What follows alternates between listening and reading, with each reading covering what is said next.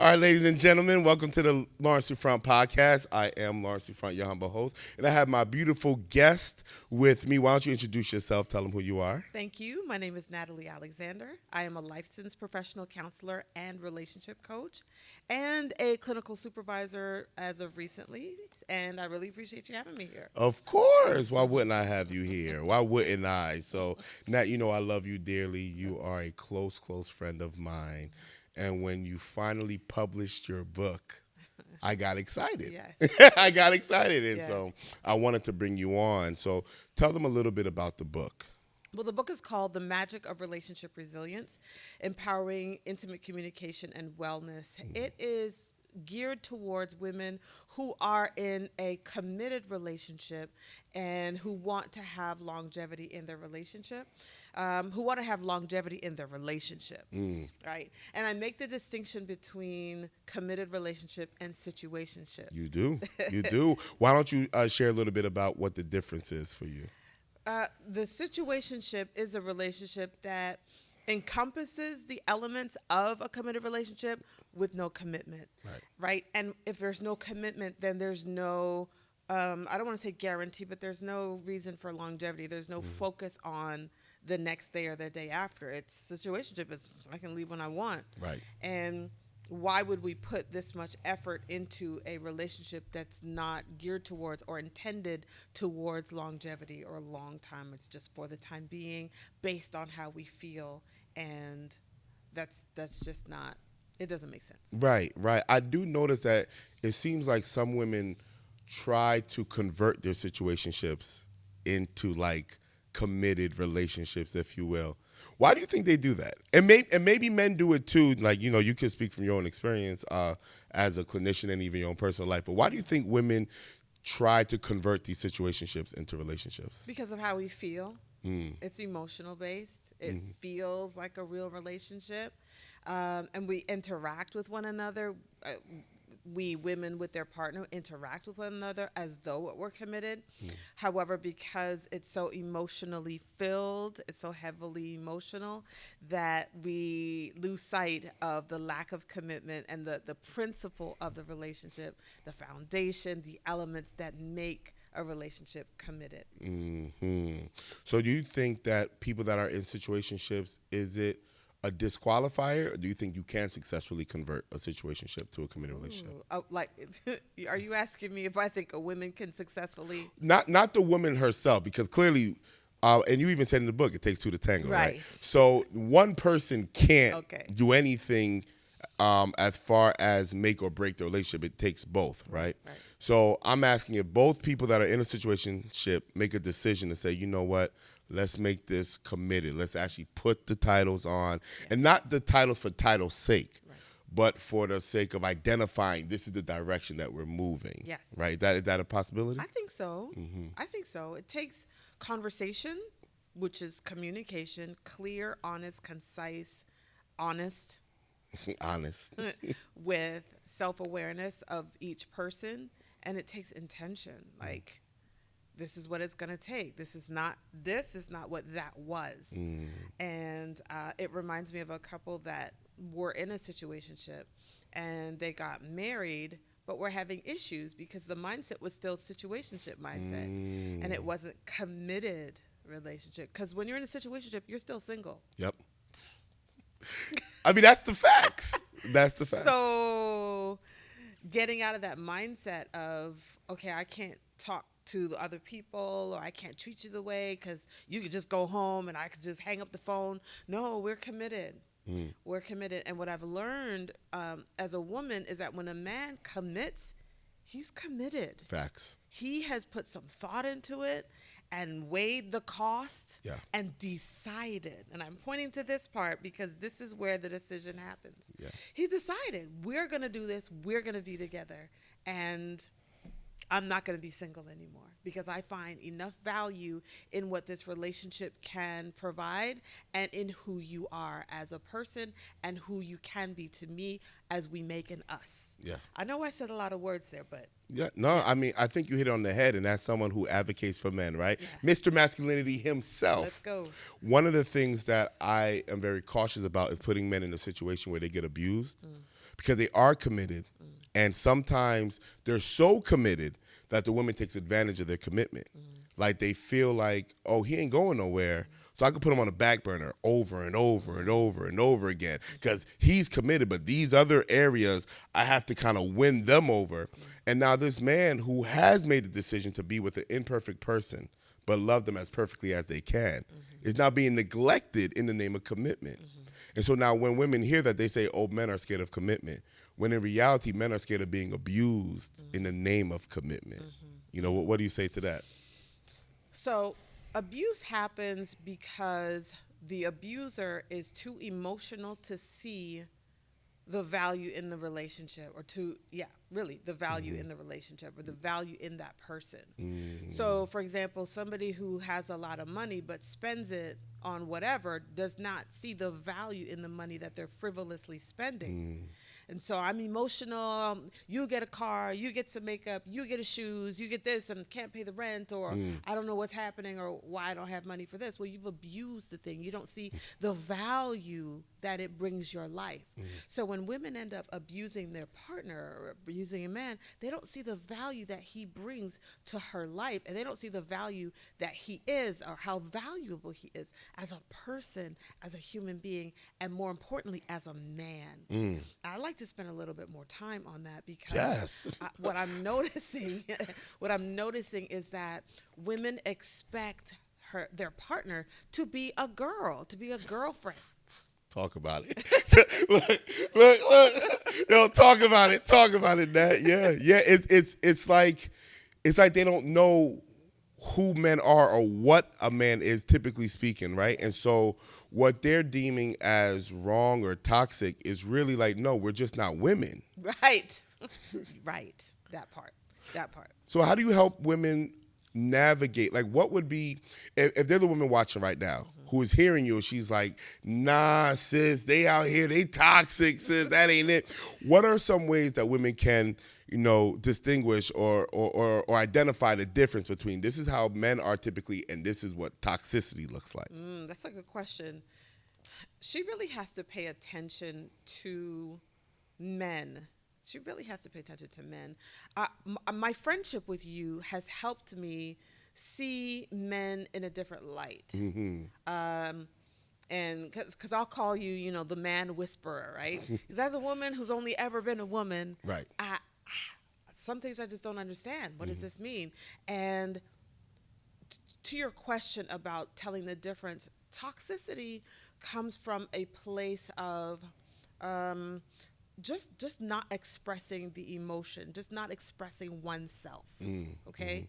So when a man is saying, babe, I don't like that. Babe, I need you to do this. Babe, we're going to do this. That's not toxic because he is expressing himself. He is communicating openly and honestly and authentically. That's not toxic. Yeah. But when he suppresses it, or he becomes passive aggressive or aggressive, then that's toxic. He doesn't understand how to interact with you and how to communicate with you, if that makes sense. No, I think it makes sense. And I think the reasons why so many relationships are failing is because they lack the resistance. See what I did there, right? Yeah. They lack the resistance. And I think this is a good pivot to that. What is relationship resistance? Relationship resistance or resilience? Resilience, thank you. They lack the resilience. So what is relationship resilience? Relationship resilience, as far as I'm concerned, is the ability to withstand relationship difficulty. Because relationships can be difficult for different reasons. But to be able to withstand them, make it through it, and thrive on the other side of the difficulty. And I'm tempted to use the word conflict, but I think difficulty is a better word. Challenging is a better word than conflict, because all relationships have conflict, and we don't have to make conflict a bad thing or a difficult thing for that matter. So relationship resilience, it's an interaction between two people or more that weather the storm, make it to the other side, and thrive on the other side. And I think that's beautiful, because the lack of resilience makes everything toxic. Yes. Like if we're going through something, then it's toxic, versus we're going through something because we're human. Right. And we see things differently. Right. And especially depending on the age of the relationship, not just in terms of years, but in terms of honest interaction, right?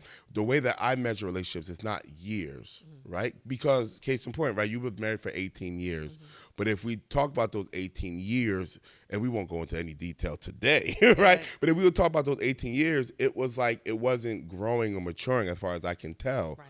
So it wasn't like we had 18 years of growth. It was 18 years, or mostly 18 years of stagnation, Yes. right? So that's still a young, I would judge it as a young relationship, because the healthiest relationships, from my opinion, are those where we can be so authentic with each other that even as we evolve, we're comfortable expressing the evolution. Right. And we learn how to navigate through that. Yeah. We can only do that with resilience. Resilience, absolutely.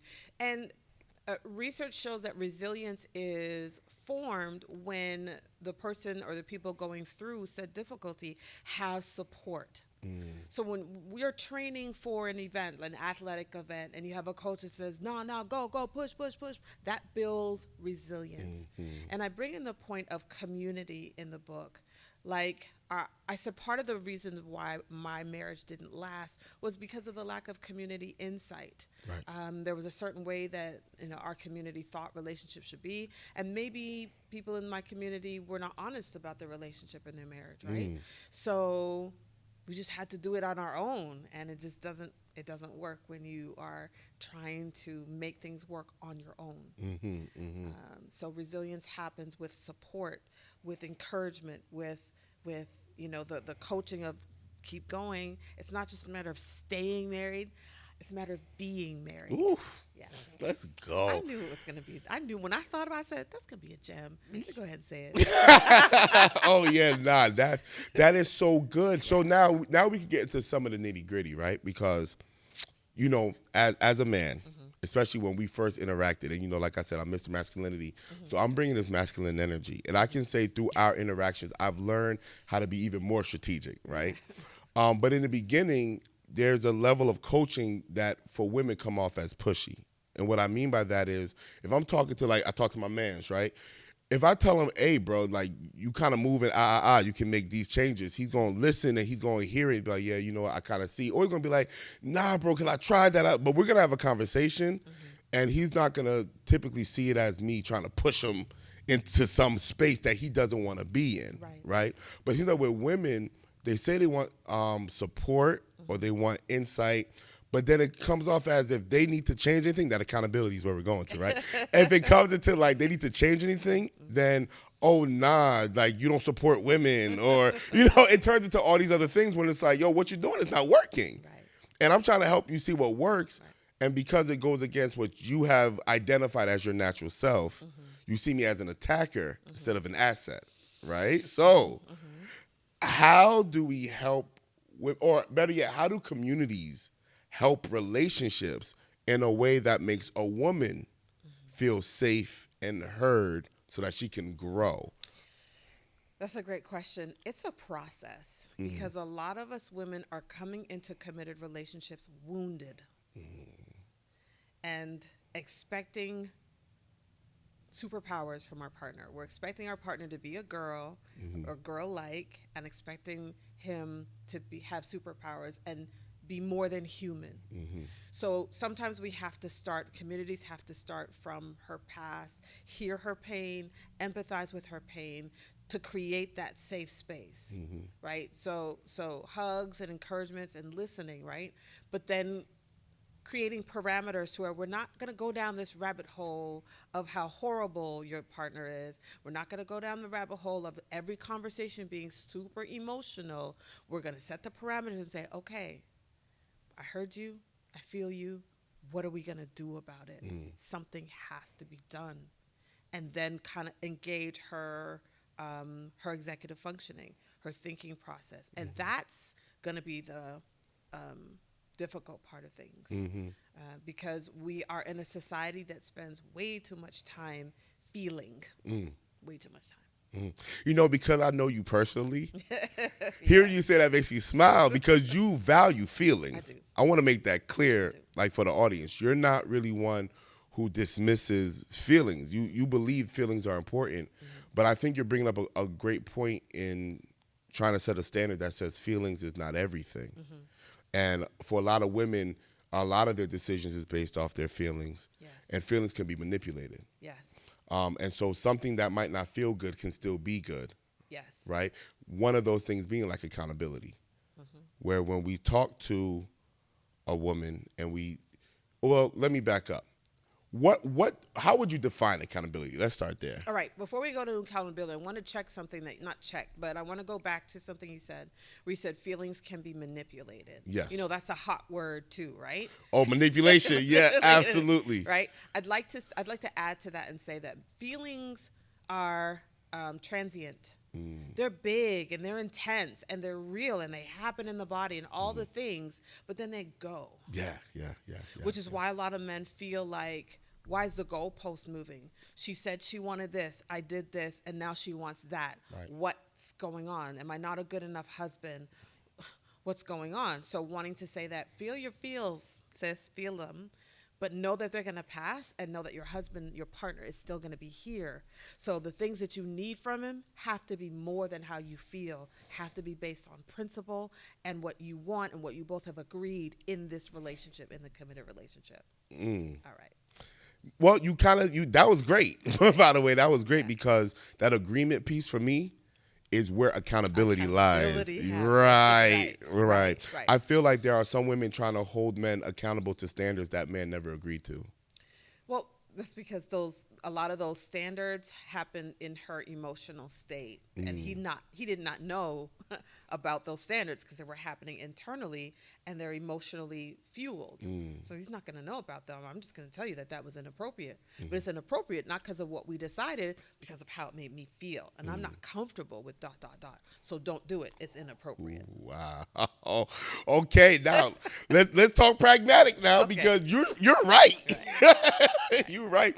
But it's hard for me to see a context where that's not a reality. In other words, what I mean is, yes, that's how women determine what's appropriate and what's inappropriate in a relationship. Right. If this makes me uncomfortable, you can't do it. Right? And so a lot of us men, we've kind of accepted that, and we're either going to say yes, ma'am, and do it, or you're just going to be mad at me because I'm going to do what I do anyway. Right. Is there a better middle ground here?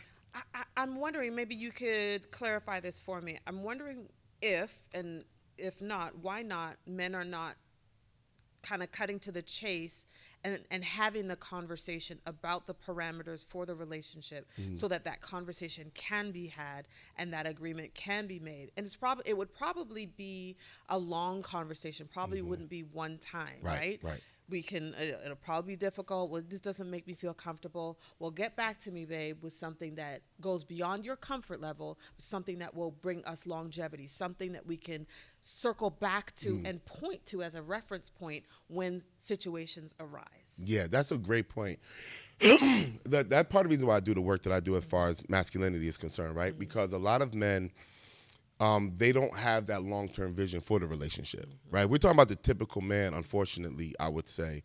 They want companionship, and so once they find someone they feel like they can deal with, it's okay, it's over. I got her, it's done. Versus, I need a woman that has certain qualities and traits and characteristics that are in alignment with where I'm going, right? A lot of men don't take the time to think about that. So my course, Restore Masculinity, kind of helps them with that. But to your point, there are certain things that might make a woman feel uncomfortable. We're talking in this particular context where he's not being nefarious in any type of way. Right. And his job is to break it down. And if she can't understand it, then that's not the woman for him, right? But once you get feelings involved, that conclusion of this is not the woman for me, it's a very hard conclusion to reach. So most men are going to make as many compromises as they can. But if this thing keeps coming up, like, for example, I'll use just a random example. Let's say the man is in a particular type of business and he has to network with people, which includes other women, which will include beautiful women. And he's texting and he's calling, but it's all business related. But she's beautiful. His girl sees she's beautiful. She's intimidated by this other girl's beauty. But she's not going to say that. No, he's texting too much, or he's texting too late, or he's texting too early. Right? And that's what she's saying. And if God forbid, he says, you don't have to be intimidated. who said I'm intimidated, right? Now she feels attacked and she gets defensive. Yeah. And I mean, me from a masculine perspective, is like, look, short, I'm gonna give you some space. We'll talk about this later, right? I don't mind doing that, kind of being like, I'm gonna let you kind of, and we'll get back to it. Right. But a lot of men would be like, okay, this is a soft spot, so let me not even address it. And I think that's an ineffective approach if you're trying to build a longevity relationship, right? To that example, if I was the woman in that relationship, if I was in the woman in that relationship, I would want to know what role I play in his life from the beginning, so that would be my reference point. He's networking with all these people. Okay, great. So if I'm bringing something to his table, it's going to be my charm. So I'm meeting these women, I'm meeting these men, I'm handing out his cards, we're having, networking meetings where I'm scheduling. What's my role in all of this? Yeah. Right? So that, okay, she's just the business partner. I'm his lady. I'm his woman. There you go. I'm the one he comes home to and debriefs with. I'm the one on whose chest he lays his head. Yeah. And so what am I worried about? She's pretty, but I'm the baddie in his life. Yeah. So it's like, Yeah.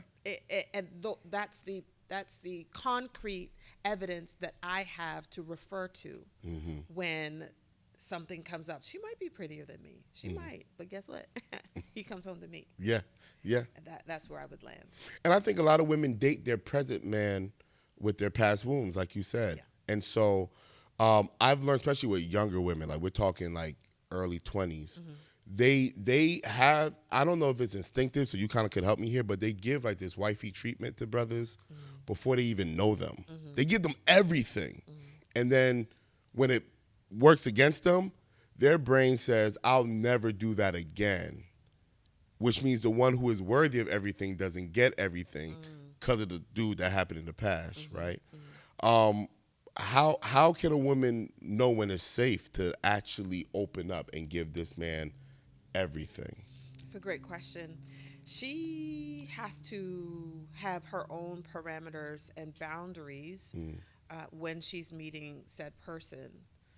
Number one, if she approaches whoever she meets from the stance of friendship and allows the relationship to blossom, allows herself to get to know him, then she'll know what parts of her he has earned and how valuable he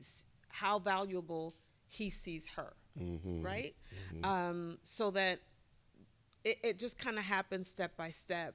Then okay, I could be goofy around him and I could do this, and he's coming over, we're having Saturday night, whatever, before he goes out with his friends, whatever the case may be. We'll just have some pizza, and then I'm sending him home because I don't have sex with my friends, and I don't cook every day for just my friends. He has his own kitchen, right?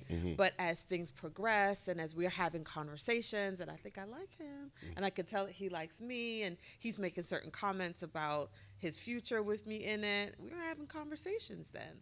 And then she knows to start to give more and more and more and more.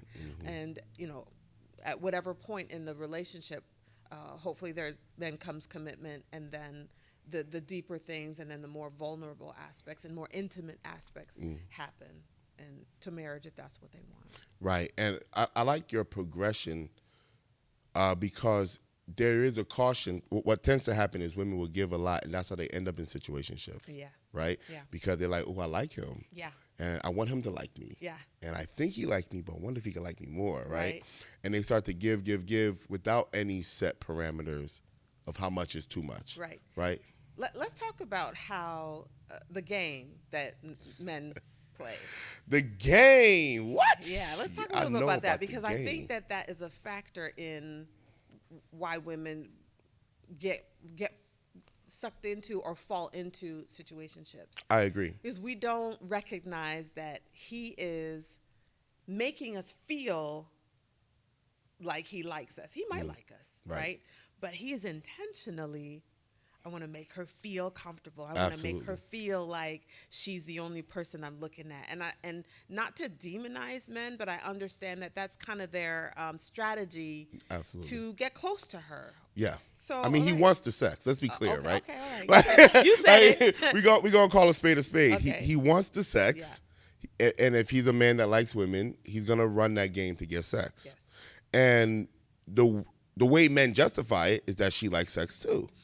So in a consensual sexual relationship or interaction, then that makes sense. I think where the lines get blurry is when it starts off as we are agreeing that we're gonna have sex with each other, and then one person wants it to go a step further. Right. And instead of saying, "Okay, I was cool with the sex, but I don't want that anymore. I want more, and if I'm not gonna have more, I'm gonna leave." Yes. They try to persuade and change the situation and then get disappointed when it doesn't happen. Rightfully so. I mean, I'm not saying that disappointment is bad, Right. but there's a big difference between being disappointed and then demonizing the other person if it started off one way and then it turned into something else. Well, because she becomes emotionally invested. Yeah. And we are emotional. Everybody's emotional. Right. But the way we start feeling for him, and then don't let him dick us down. Yeah. And then Full dick is crazy when it's a situationship. I don't know, man. That's wild. That's insane. Oh my goodness, after the nut and we're calling our girl, oh my God, it's just and then he said he loved me, and then oh my God, and then he looked at me, and then the way he looked, and it's like all of that factors into why we want to turn it into a real relationship. Right. And it's heavily emotional processing that we need to be able to dial back on. I would even say to go so far as to stop investing so much emotions in him. To really be a little bit more masculine, as you would say. Dial into that, like, okay, no, we don't have to talk for 4 hours. We talked for 4 hours the first couple of weeks that we met.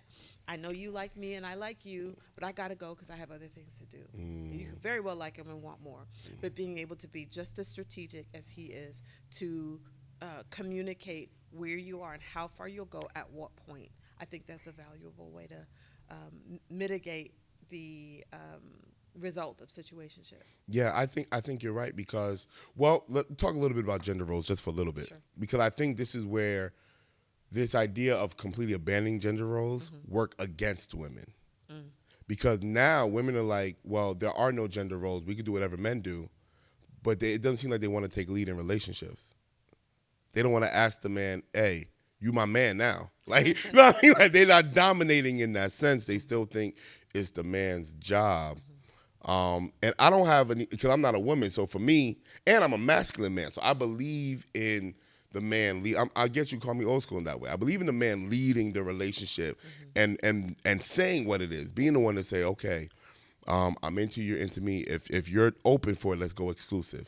Then okay, I'm gonna propose and you're gonna be my fiance. Then okay, now we're getting married, you're my wife. But the man leading in those transitions and that growth in the relationship. But in a society now where there are no gender roles, who is supposed to take the lead, right? Because men can easily argue and say, well, if she want to take it there, she should say something. Wow. And I mean, are they wrong? I mean, like, what are your thoughts to that?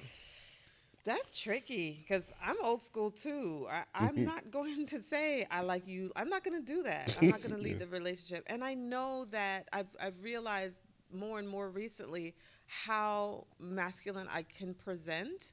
I'm a leader in a lot of spaces, and sometimes it's hard to know when to tap into my feminine.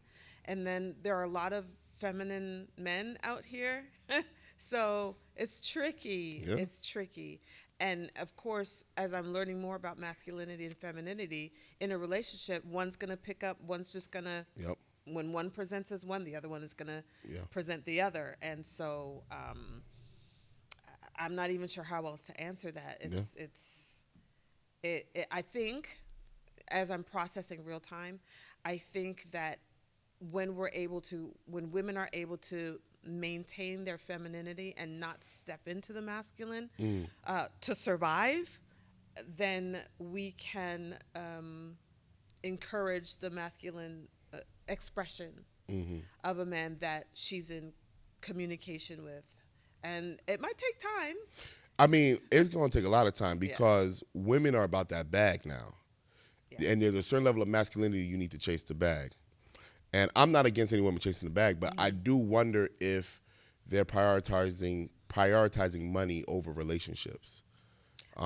Especially with even women who don't want kids until they reach a certain bag. It's like this idea of having a man to have the bag and me stepping solely into that feminine.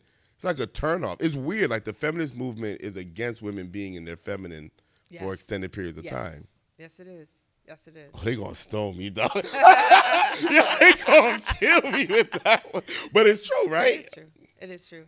And I don't agree with the notion that women can do everything men can. I don't believe so. Not to the degree that men can, and that notion has served to atrophy the masculinity of men. Yeah, Ooh. yeah, I mean, yeah, you're not wrong because especially if we look at the men crisis, yeah. the biggest issue is what are we supposed to do now? Who are we supposed to be in community? Because they don't want us to be providers. They don't want us to be protectors. They really don't even want us to be spiritual leaders. They're choosing the bear, right? They're choosing the bear. The Saying, bear. I'd rather, oh, you ever heard about that? Yeah, when they ask, would you rather be, are you safer with a man or with a bear? They're choosing the bear. Wow. And I'm like, when's the last time you've been around a bear, right? And it I don't think women, and I don't want to speak for women, right? So right, but I don't think women are considering the communal and relationship aspect of some of these ideas.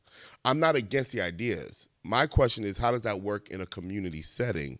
Because it seems to be more divisive and isolating than fostering community. But in the community setting, men, I'm glad we're doing this because I'm about to say men are not being held accountable for their shenanigans. So, all right. Okay, so we're back to We're accountability. back to accountability. Right. Yeah, so yeah, good, yeah. good. But men are not being held accountable for their shenanigans. The cheating, the multiple children, and just talking outside the side of his neck and just not being present. No, I hear you. So, And I think, sorry, and I Yeah. think that's why women are choosing the bear, because when you said that immediately, I thought, well, a lot of these men are showing up in relationships and being bitches, yeah, right? yeah. Yeah. So like, why would I want to choose a man? So here's the thing, right? Because when it comes to holding men accountable, what women don't know is that it's almost like a bro code. We don't shame our bros publicly. We're having a lot of conversations privately. Okay, we don't know. Yeah, but we tell you. We say, yo, I tell my man to chill. I can't force that man to chill. And if you continue to entertain said man, that's on you. Right? I can tell you a real story that happened to me. Real story, right?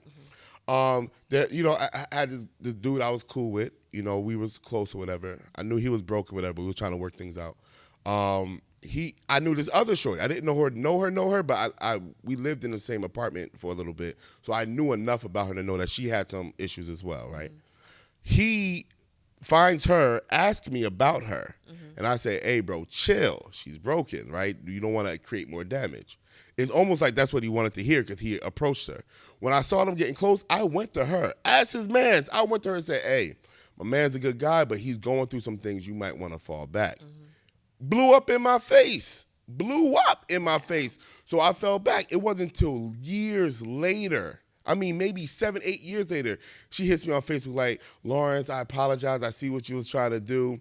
So when I hear we don't hold men accountable, and I know all men aren't as bold as I am, right? But when I also know that there are men who have done that, and the woman is looking at this man like, who are you to tell me what to do and when to do it? So it's all right, well, I'm going to mind my business. But then it turns into men don't hold men accountable. I can't force this man to be a good guy. I can't do that. All I can do is let you know my man's ain't shit. So you might want to, leave him alone. And if you choose to continue to entertain him, because a lot of what men do is for sex. So you're going to keep having sex with this man, he ain't going to change.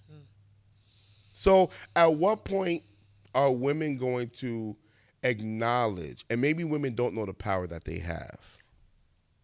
Is that what it is? Yes. I'm glad you said that, because that was one of the points that I wanted to bring up today, was that we don't know how much power we have. And as a woman with the cookie and in our words and in our ability to inspire him. We don't know the power that we have. On top of the fact that we're so emotional and the sex be so good, Mm-hmm. it just clouds a lot, it clouds a lot of our ability to think and make decisions about a relationship. His touch, his smell, Yeah. dot dot dot. Yeah. So I guess my question is, how do we? Cause I'm trying to find a way to phrase this, right? Okay. 'Cause I don't want to say that men shouldn't hold men accountable, Yes. because I do believe men should hold men accountable. At the Yes. same time, I also believe that every man has the God-given right to be whatever type of man he wants to be, Right.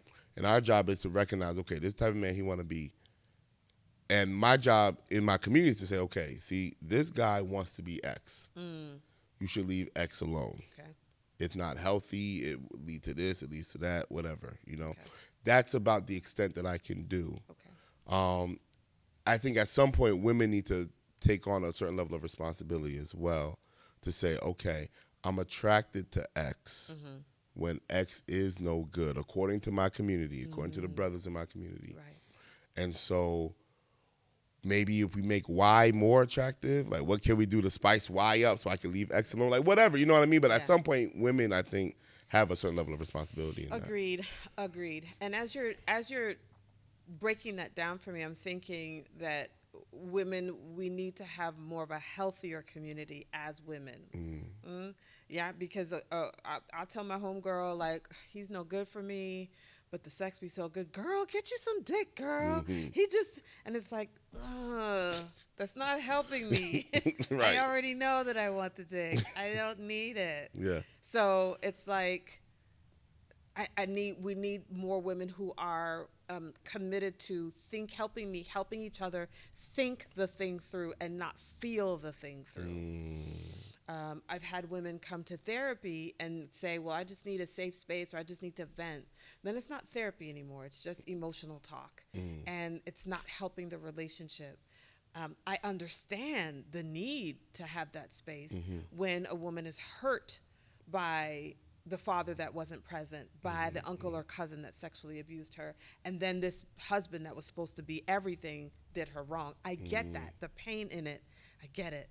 But at some point, we have to use our thinking brain to decide, what are we going to do now if we want to stay in this relationship, if we want to keep the family intact. And some of it is, being accountable. Like, you're part of the reason why he did X, Y, Z. Ouch. Ouch. Ouch. Ouch is right. So then how do we hold each other accountable when we all have different standards? The accountability is not necessarily based on your standards so much as it is what I said I wanted. Facts. Right.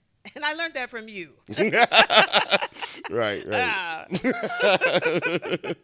But I clearly I agree, right? Because but I think before we talk accountability, we have to ask ourselves, what do you want from life? Yeah. And I don't think and not be so shallow with the answer. Like, progressively asking ourselves. I think as we start off, let's just say we start 18 years old. You're 18. You are green about how the world works, right? So what do you want from life? Oh, I want to be successful. I want this house, car. That's fine at that level. Right. You have some life experience. At 21, we're going to revisit the question, what do you want from life? Right. 24, 25, okay, you have more experience. Now you're in the real working world.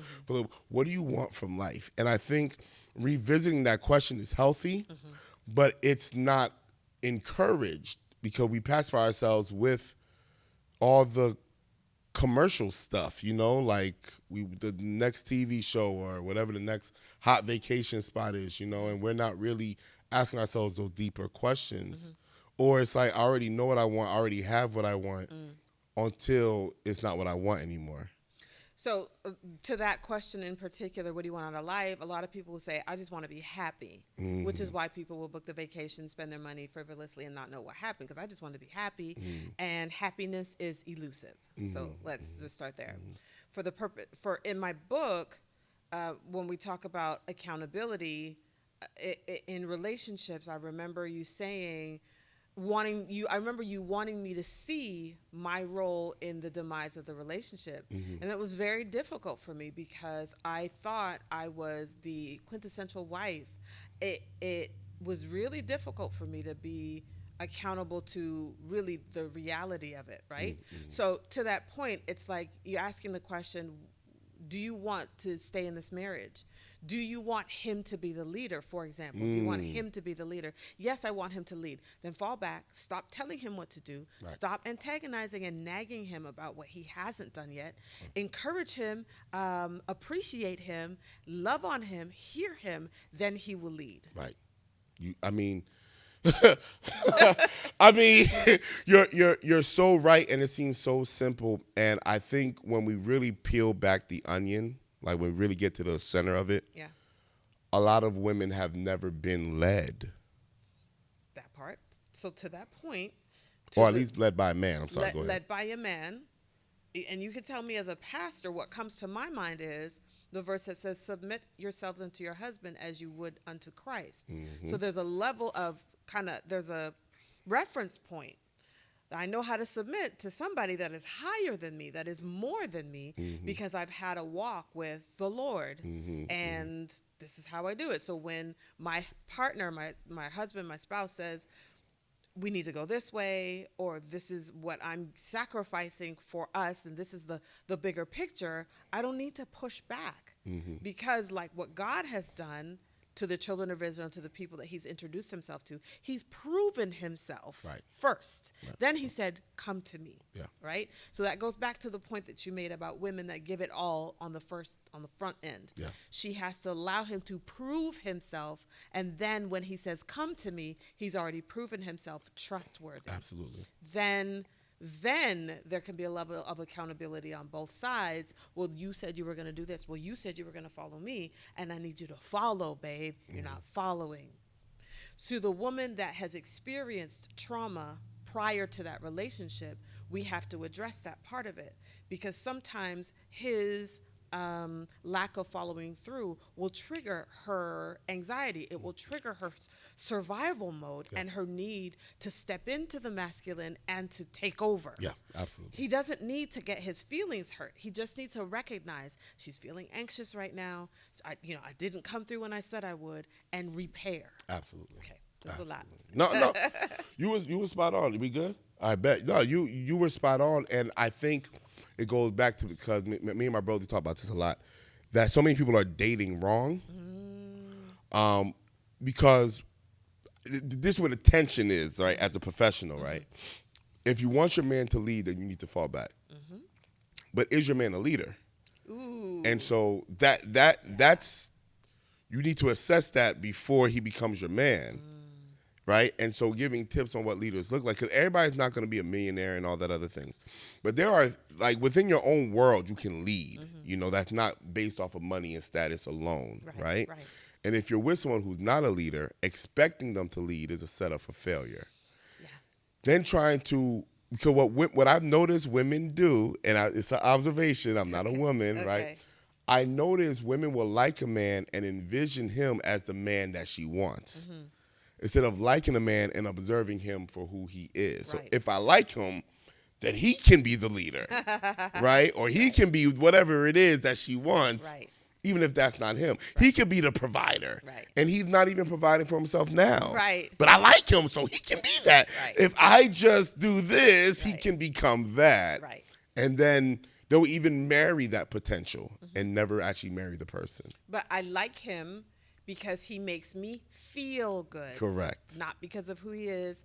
That's it, right? So I went on a date a while ago, and we went to a concert, and the concert got rained out. Something happened, thunderstorm. And we had to go back to the car, and I was like, so what's your plan? And that was that was my opportunity to see if he was going to lead. And his answer was, well, what do you want to do? And I'm like, okay. Yeah. I know what this is, because it's not up to me. You brought me here. You invited me out. What's your plan? At the very least, I want to entertain a man that can say, well, tell me what you think at the very least, but this is what I'm thinking. we'll wait here, we'll wait until this time, we'll wait if they make the announce, I'll check this website. What do you think about that at the very least?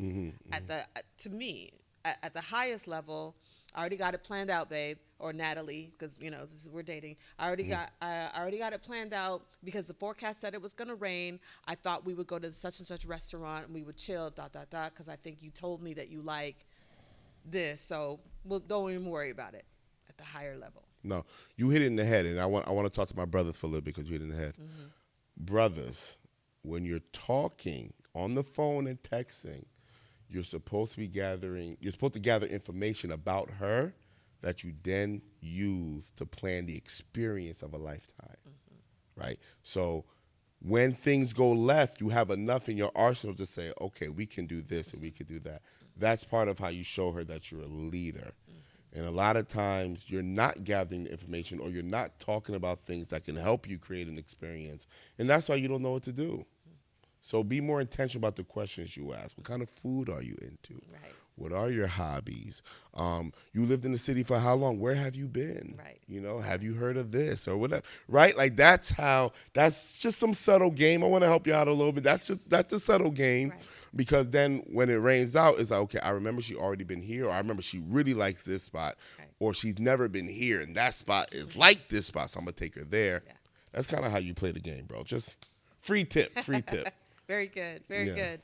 And to your point about, asking questions on the front end, I've learned that it's important for her to ask questions also. Absolutely. Right?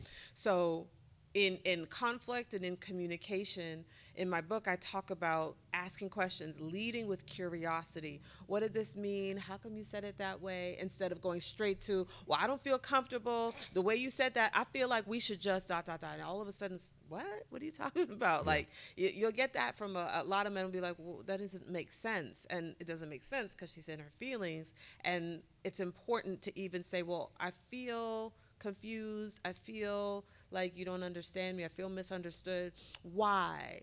Can you clear that up for me, please? It doesn't make sense. Can you help it make sense? That engages his leadership, and that gives him an opportunity to see how he will solve problems, because problems are a natural outcome of relationships, natural part of relationships. You want to see how he will solve problems. Man, that's good. Look, we could talk about your book all day. I do want to ask this final question. Yes. If you didn't have another opportunity to speak to ladies, this was your last chance to say something about relationships specifically, Okay. what would you tell them? I would tell them that it is more important to be who you are as a person, as an individual, and be authentic. And it is just as important to allow him to be authentic and to be who he is, so that once again, the relationship is not what about y'all do, it's about who y'all are. How can they get your book, Nat? It's on Amazon, and it's called The Magic of Relationship Resilience, Empowering Intimate Communication and Wellness. That's where they can find it right now, Amazon. Do you do workshops too? I'm curating a workshop that's coming up in the near future. Hey, look out for Miss Natalie Alexander. And you still single? Yeah, I'm still single. As far as this recording is concerned? Yes, I am. All right. Hey, guys. Hey. Y'all know what y'all getting. Listen, Nat, I love you so much. Thank y'all for tuning in. I hope y'all got some gems. Leave questions in the comments. Like, share, subscribe, the whole nine. And you will definitely be back for sure. Yes, thank you so much. I love you more. I really appreciate the privilege and opportunity. Of course. Thank you.